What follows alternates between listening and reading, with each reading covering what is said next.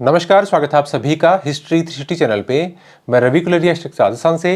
आज के इस वीडियो में मैं बात करूंगा उत्तर प्रदेश में होने वाले असिस्टेंट प्रोफेसर एग्जाम में जो एंशिएंट हिस्ट्री सब्जेक्ट है उसके विषय में। तो ज़्यादा समय नहीं रह गया है। ऑफिशियल तो एग्जाम डेट हो सकता है अभी आयोग की तरफ से नहीं आई है, लेकिन जो रूमर्स आ रहे हैं, एक दो न्यूज़पेपर में भी हमने देखा, उस हिसाब से एग्जाम में अब नए साल में आपका एग्जाम होना तो 2-3 महीने का अधिकतम समय आपको मिलने वाला है। तो उस दौरान जैसे ऐसा तो है नहीं कि असिस्टेंट प्रोफेसर की तैयारी करने वाले विद्यार्थी हैं वो कुछ पढ़ नहीं रहे होंगे, वो तैयारी तो अपनी कर रहे हैं, उनके पास किताबें भी हैं, तो उनको डिस्टर्ब नहीं करना चाहता। हालांकि यहाँ बहुत सारी किताबें हैं। जैसे मैं आपको बताऊं कि केसी श्रीवास्तव पढ़ रहे हैं कई विद्यार्थी, प्राचीन भारत सौरभ चौबे पढ़ रहे हैं, ये वाली पप्पू सिंह प्रजापत वाली किताब पढ़ रहे हैं बहुत सारे विद्यार्थी। तो इनमें से भी मैं बात करूं तो जैसे, क्योंकि सिर्फ असिस्टेंट प्रोफेसर के लिए प्राचीन भारत का प्राचीन इतिहास का पेपर है, तो प्राचीन इतिहास के पेपर में आपको डिटेलिंग भी पढ़नी होती है, तो बहुत सारे विद्यार्थियों ने इस किताब को भी कंसीडर किया। और उसमें से पेपर में क्वेश्चन आते हैं डायरेक्ट, मतलब इसमें से क्वेश्चन आते हैं, तो ये जरूरी है किताब तो वैसे। लेकिन क्या है कि थोड़ी इस प्रकार की किताब है कि इसका हर टॉपिक याद नहीं किया जा सकता। फिर आपके जो इस प्रकार के पुरातत्व विमर्श बहुत आपके लिए जरूरी किताब है, काफ़ी सारे विद्यार्थी इसको कंसीडर करते हैं और इसमें से भी क्वेश्चन आते हैं। आर.सी. मजूमदार, हालांकि अब उतनी इंपॉर्टेंट नहीं रहेगी लेकिन अच्छी किताब है। झैण शिरमाली बहुत अच्छी किताब है। रणवीर चक्रवर्ती, इस प्रकार की किताबें हैं, लेकिन बहुत तो नहीं पढ़ सकते। लेकिन मैंने जिन विद्यार्थियों से बात की उनमें मैंने देखा कि पुरातत्व विमर्श कई विद्यार्थी पढ़ लेते हैं। कईयों के पास सौरभ चौबे है, कईयों के पास पप्पू सिंह प्रजापत है, कईयों के पास केसी श्रीवास्तव, इस प्रकार की किताबें हैं। कुछ थोड़ा बहुत है वो उपिंदर सिंह से भी देख रहे हैं। लेकिन ऐसा है कि जैसे पप्पू सिंह प्रजापत की किताब प्राचीन भारत के अकेले के एग्जाम के लिए बहुत शानदार किताब है। तो इस किताब को यदि आप पढ़ रहे हैं और ये अच्छे तरीके से याद है तो लगभग आपका काफ़ी सारा मैटर कवर हो जाता है।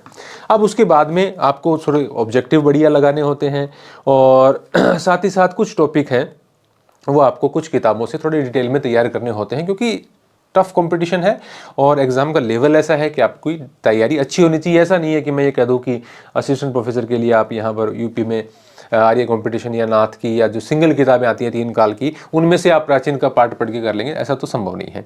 अभी हमने एक किताब निकाली है, उसका जिक्र करना इसलिए जरूरी है क्योंकि प्राचीन भारत की अकेले की किताब है और इसके अंदर आपको जो पूर्व मध्यकाल वाले टॉपिक हैं, साउथ वाले टॉपिक हैं, वो लगभग सारे जो आपके सिलेबस के अंदर हैं वो इसमें कवर होते हैं। फिर आपके एक यूनिट वो जो बचती है इतिहास लेखन वाली, उसमें तो 4-5 टॉपिक हैं आपके। वो चाहे आप कोई भी किताब, किसी ने थोड़ा बहुत झारखंड चौबे से पढ़ लिया होगा, किसी ने जो एक और किताब आती है मैं नाम भूल रहा हूँ, बाकी देखिए 2 जो अमित कुमार रैंकवार की आई थी, पप्पू सिंह प्रजापत की आई थी, उसमें से कई अलग अलग पढ़ते हैं क्योंकि उसमें 4-5 टॉपिक है। तो वो तो आपकी चॉइस पे है कि आप उनमें से कौन सी किताब पढ़ना चाहते हो। लेकिन ऑब्जेक्टिव यदि आप कोई भी हल कर रहे हो तो मेरी आपको ये सलाह रहेगी, आप एक बार लेकर देखिए कि ये किताब, इसका सारा डिस्क्रिप्शन वगैरह में लिंक वगैरह ऑनलाइन खरीदने का मैं सारा बता दूंगा।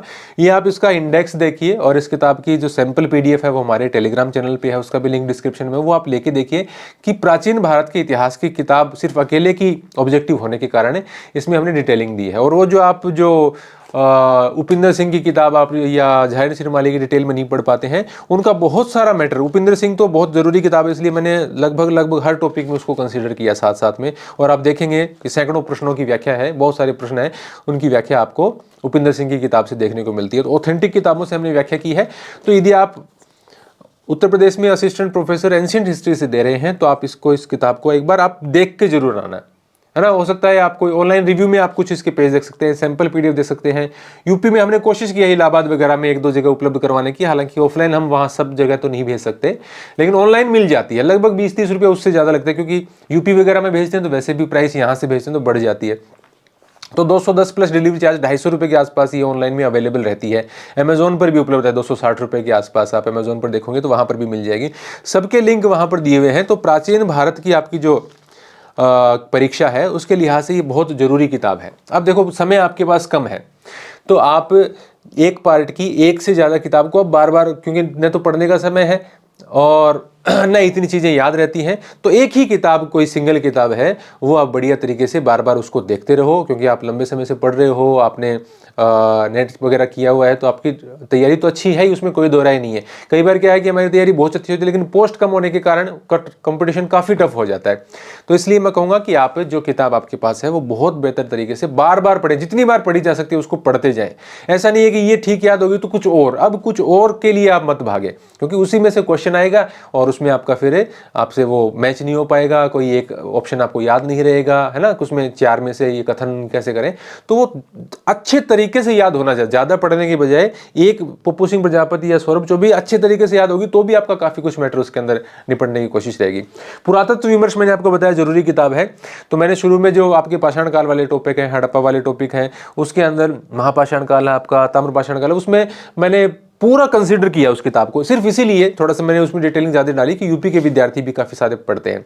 तो मैंने ये किताब लिखते समय यूपी के एग्जाम्स को विशेष तौर से ध्यान में रखा। राजस्थान के तो रखने ही थे मुझे क्योंकि मैं राजस्थान का हूँ, लेकिन यूपी बिहार के एग्जाम को मैंने खास तौर से ध्यान में रखा क्योंकि वो विद्यार्थी भी चैनल पे काफ़ी जुड़े हुए हैं और वो भी उम्मीद कर रहे थे कि हमारे लायक किताब सर लिखेंगे। तो मैंने उसमें पूरी कोशिश की। एक बार आप उसको जरूर कंसिडर करके देख लेना। देखो इस किताब में कितना 20-30-50 रुपया बचा के मैं कोई बहुत अमीर तो होने वाला नहीं हूँ, लेकिन मैं बता रहा हूँ एंशिएंट हिस्ट्री का आपका सब्जेक्ट है तो आप ये किताब निश्चित रूप से एक बार लेके देखिए, आपको बेनिफिट मिलेगा। क्योंकि जो ऑथेंटिक किताबें आप नहीं पढ़ पाते हैं वो मैंने पढ़ के इसके अंदर क्वेश्चन बनाने की कोशिश की है।